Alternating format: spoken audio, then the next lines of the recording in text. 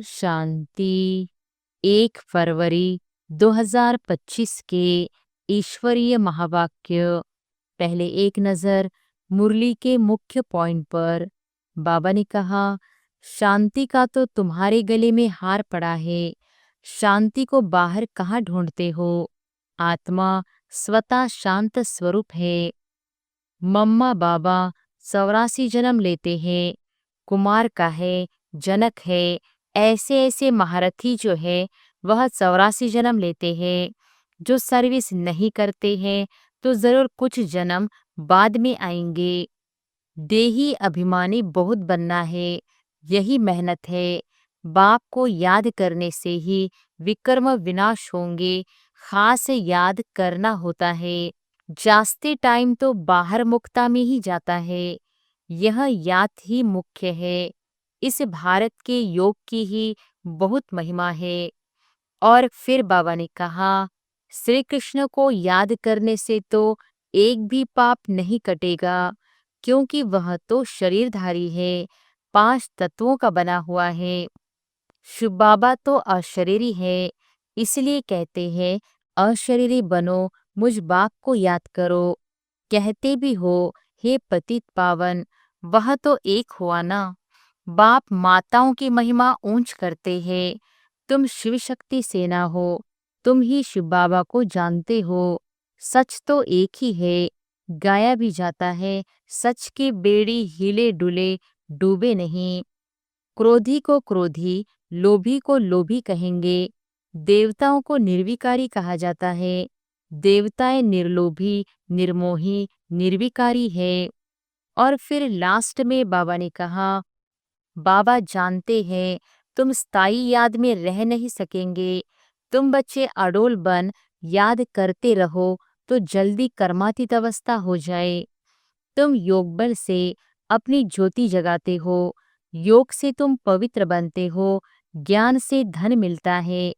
पढ़ाई को source of income कहा जाता है ना। ज्ञान अर्थात दिन है सतयुग, अज्ञान अर्थात रात है कलयुग। यह बड़ी समझने की बातें हैं। अंधे की औलाद अंधे, अज्ञान नींद में सोए पड़े हैं। मनुष्य तो समझेंगे यह सोया हुआ मनुष्य दिखाया है, परंतु यह अज्ञान नींद की बात है। पुरुषार्थ बड़ा या प्रारब्ध, तो कहेंगे पुरुषार्थ बड़ा, वैसे इसमें कहेंगे योग बड़ा। योग से ही पतित से पावन बनते हैं। बच्चों को सर्विस करने का उमंग होना चाहिए। जब तक कोई को रास्ता नहीं बताया है, खाना नहीं खाएंगे। इतना उमंग उत्साह हो तब ऊंच पद पा सकते हैं। और अब सुनते हैं महावाक्यों को विस्तार से। मुरली का सार। मीठे बच्चे, तुम आत्माओं का स्वधर्म शांति है। तुम्हारा देश शांति धाम है। तुम आत्मा शांत स्वरूप हो, इसलिए तुम शांति मांग नहीं सकते। प्रश्न है, तुम्हारा योग बल कौन सी कमाल करता है? उत्तर है, योग बल से तुम सारी दुनिया को पवित्र बनाते हो। तुम कितने थोड़े बच्चे योग बल से यह सारा पहाड़ उठाए सोने का पहाड़ स्थापन करते हो। 5 तत्व सतोप्रधान हो जाते हैं, अच्छा फल देते हैं। सतोप्रधान तत्वों से यह शरीर भी सतोप्रधान होते हैं। वहाँ के फल भी बहुत बड़े बड़े स्वादिष्ट होते हैं। ओम शांति। जब ओम शांति कहा जाता है तो बहुत खुशी होनी चाहिए, क्योंकि वास्तव में आत्मा है ही शांत स्वरूप। उसका स्वधर्म ही शांत है। इस पर सन्यासी भी कहते हैं, शांति का तो तुम्हारे गले में हार पड़ा है। शांति को बाहर कहाँ ढूंढते हो? आत्मा स्वतः शांत स्वरूप है। इस शरीर में पाड़ बजाने आना पड़ता है। आत्मा सदा शांत रहे तो कर्म कैसे करेगी? कर्म तो करना ही है। हाँ, शांति धाम में आत्माएं शांत रहती है। वहाँ शरीर है नहीं। यह कोई भी सन्यासी आदि नहीं समझते कि हम आत्मा है, शांति धाम में रहने वाली है। बच्चों को समझाया गया है शांति धाम हमारा देश है। फिर हम सुखधाम में आकर पाड़ बजाते हैं, फिर रावण राज्य होता है। दुखधाम में यह 84 जन्मों की कहानी है। भगवानुवाच है ना अर्जुन प्रति कि तुम अपने जन्मों को नहीं जानते हो। एक को क्यों कहते हैं? क्योंकि एक की गारंटी है। इन राधे कृष्ण की तो गारंटी है ना, तो इनको ही कहते हैं। यह बाप भी जानते हैं, बच्चे भी जानते हैं कि यह जो सब बच्चे हैं सब तो 84 जन्म लेने वाले नहीं हैं। कोई बीच में आएंगे, कोई अंत में आएंगे। इनकी तो सर्टेन है। इनको कहते हैं हे बच्चे। तो यह अर्जुन हुआ ना, रथ पर बैठा है ना। बच्चे खुद भी समझ सकते हैं हम जन्म कैसे लेंगे। सर्विस ही नहीं करते हैं तो सतयुग नई दुनिया में पहले कैसे आएंगे। इनकी तकदीर कहाँ है? पीछे जो जन्म लेंगे उनके लिए तो पुराना घर होता जाएगा ना। मैं इनके लिए कहता हूँ जिनके लिए तुमको भी सर्टेन है। तुम भी समझ सकते हो मम्मा बाबा 84 जन्म लेते हैं। कुमार का है, जनक है, ऐसे ऐसे महारथी जो हैं वह 84 जन्म लेते हैं। जो सर्विस नहीं करते हैं तो ज़रूर कुछ जन्म बाद में आएंगे। समझते हैं हम तो नापास हो जाएंगे, पिछाड़ी में आ जाएंगे। स्कूल में दौड़ी पहन निशाने तक आकर फिर वापस लौटते हैं ना। सब एक रस तो हो न सके। रेस में ज़रा पाँव इंच का भी फर्क पड़ता है तो प्लस में आ जाता है। यह भी अश्व रेस है। अश्व घोड़े को कहा जाता है, रथ को भी घोड़ा कहा जाता है। बाकी यह जो दिखाते हैं दक्ष प्रजापिता ने यज्ञ रचा, उसमें घोड़े को हवन किया, यह सब बातें हैं नहीं। न दक्ष प्रजापिता है न कोई यज्ञ रचा है। पुस्तकों में भक्ति मार्ग की कितनी दंत कथाएं हैं, उनका नाम ही कथा है। बहुत कथाएं सुनते हैं। तुम तो यह पढ़ते हो, पढ़ाई को कथा थोड़ी ही कहेंगे। स्कूल में पढ़ते हैं, एम ऑब्जेक्ट रहती है। हमको इस पढ़ाई से यह नौकरी मिलेगी, कुछ न कुछ मिलता है। अभी तुम बच्चों को देही अभिमानी बहुत बनना है, यही मेहनत है। बाप को याद करने से ही विकर्म विनाश होंगे। खास याद करना होता है, ऐसे नहीं कि मैं तो शिव बाबा का बच्चा हूँ ना, फिर याद क्या करे। नहीं, याद करना है अपने को स्टूडेंट समझकर। हम आत्माओं को शिव बाबा पढ़ा रहे हैं, यह भी भूल जाते हैं। शिव बाबा एक ही टीचर है जो सृष्टि के आदि मध्य अंत का राज सुनाते हैं, यह भी याद नहीं रहता है। हर एक बच्चे को अपने दिल से पूछना है कि कितना समय बाप की याद रहती है। जास्ती टाइम तो बाहर मुक्ता में ही जाता है, यह याद ही मुख्य है। इस भारत के योग की ही बहुत महिमा है, परंतु योग कौन सिखलाते हैं यह किसको पता नहीं है। गीता में श्री कृष्ण का नाम डाल दिया है। अब श्री कृष्ण को याद करने से तो एक भी पाप नहीं कटेगा, क्योंकि वह तो शरीरधारी है, 5 तत्वों का बना हुआ है। उनको याद किया तो गोया मिट्टी को याद किया, 5 तत्वों को याद किया। शिव बाबा तो अशरीरी है, इसलिए कहते हैं अशरीरी बनो, मुझ बाप को याद करो। कहते भी हो हे पतित पावन, वह तो एक हुआ ना। युक्ति से पूछना चाहिए गीता का भगवान कौन। भगवान रचयिता तो एक होता है। अगर मनुष्य अपने को भगवान कहलाते भी हैं तो ऐसे कभी नहीं कहेंगे कि तुम सब हमारे बच्चे हो।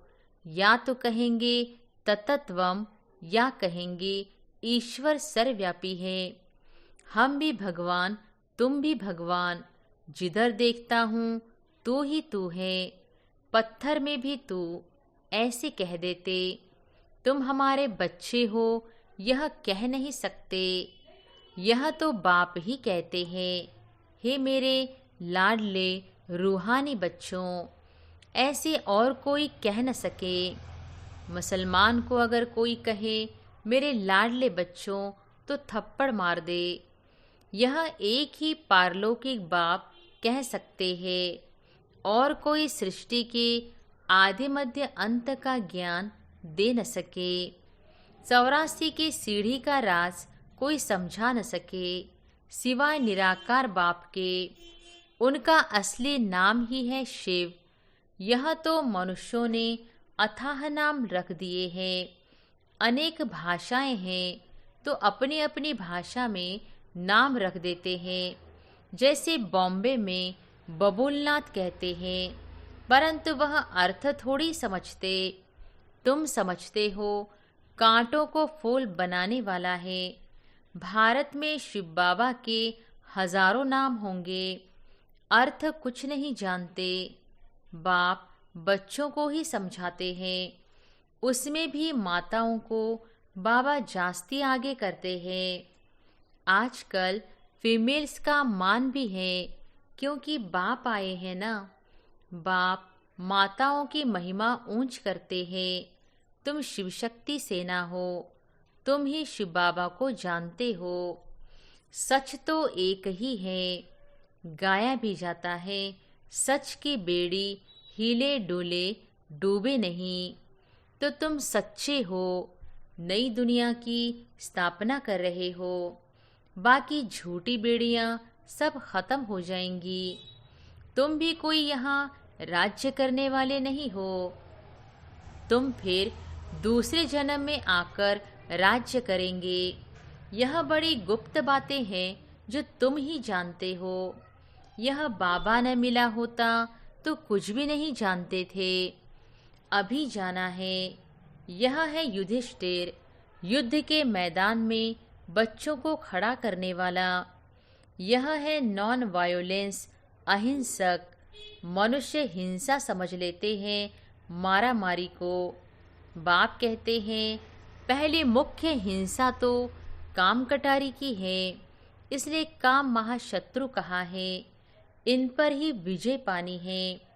मूल बात है ही काम विकार की। पतित माना विकारी, विकारी कहा ही जाता है पतित बनने वाले को।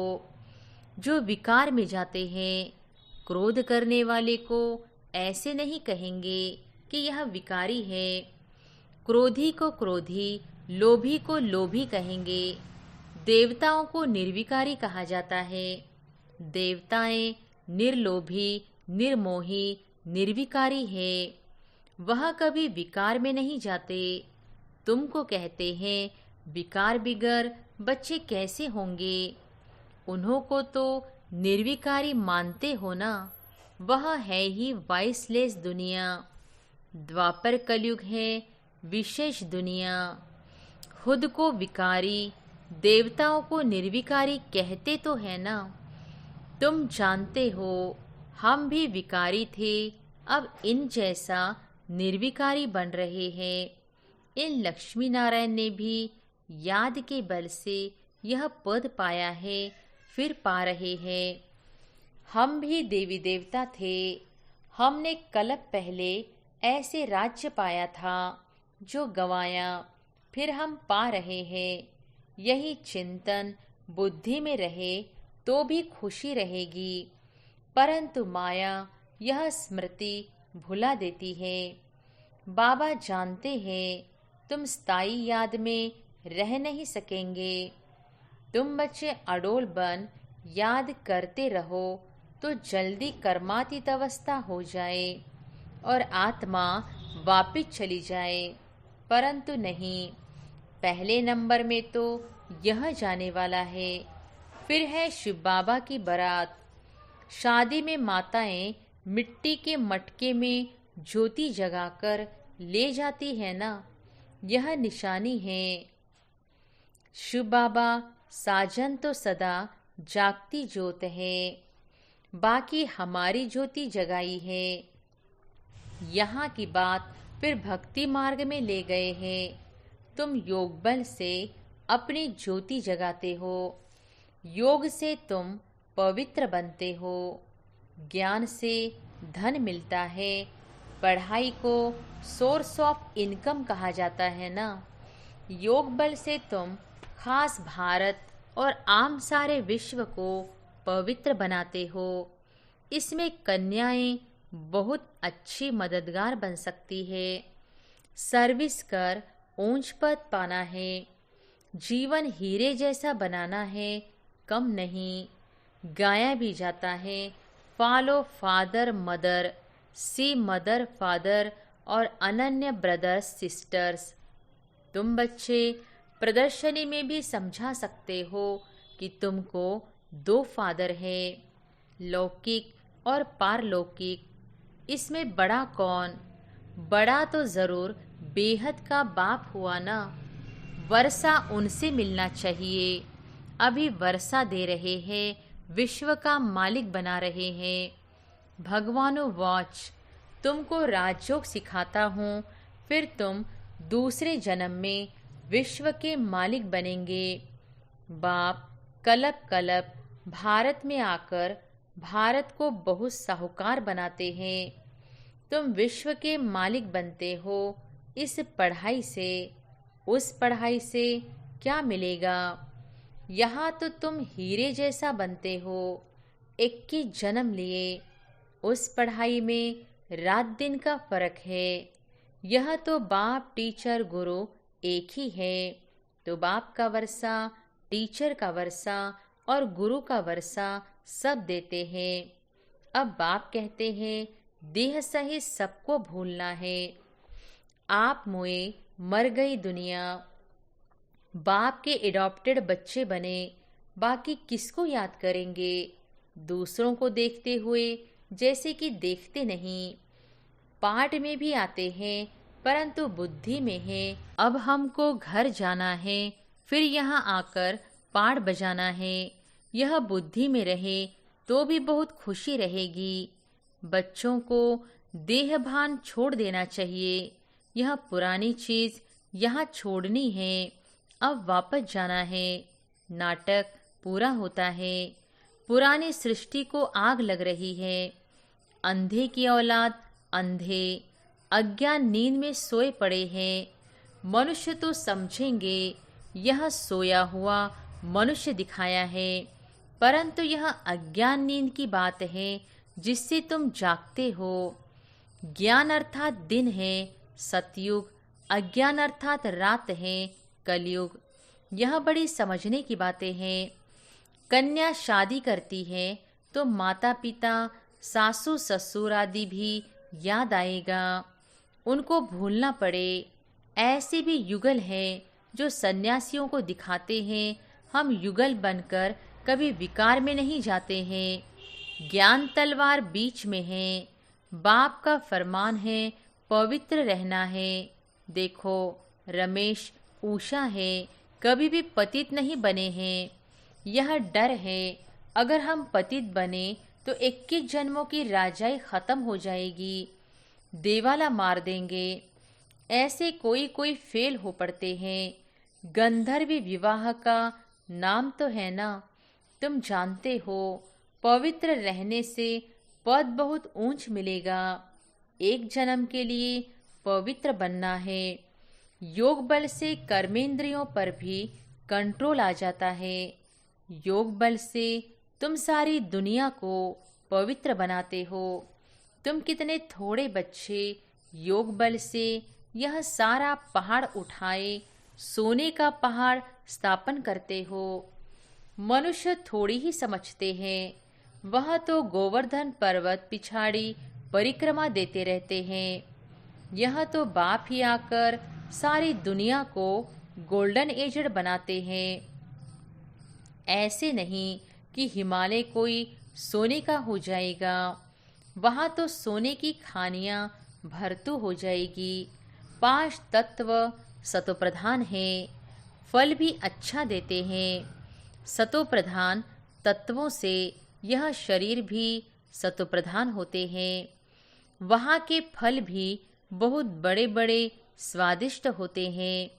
नाम ही है स्वर्ग, तो अपने को आत्मा समझ बाप को याद करने से ही विकार छूटेंगे।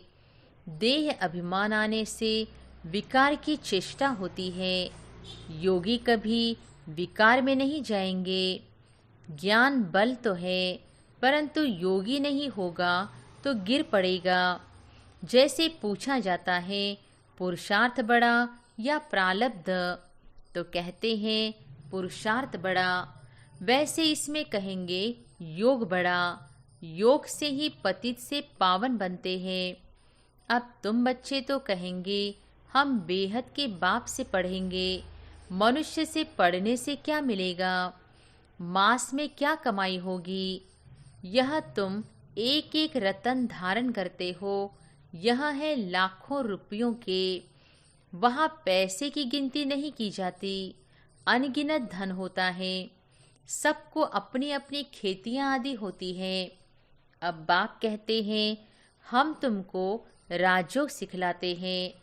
यह है एम ऑब्जेक्ट, पुरुषार्थ करके ऊंच बनना है। राजधानी स्थापन हो रही है।